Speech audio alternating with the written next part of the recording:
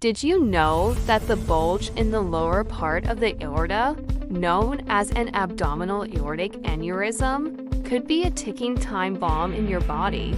This condition could lead to life-threatening situations if not treated, but with proper care, the risk can be managed effectively.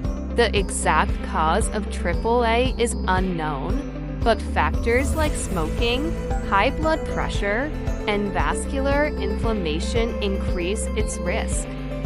Most aneurysms have no symptoms, but when they rupture, it can cause sudden pain in the abdomen or back, a fast pulse, dizziness, and sweaty skin. Diagnosis involves reviewing personal and family medical history, a physical examination, and specialized tests. Treatments depend on the severity of an aneurysm. Small aneurysms may only need monitoring, while larger ones need surgical repair. If untreated for a prolonged period, it may lead to life-threatening internal bleeding or formation of blood clots.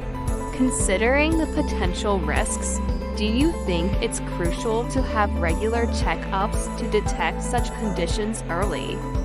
And how do you think society can raise awareness about the dangers of untreated AAA? The most controversial comment will be pinned at the top.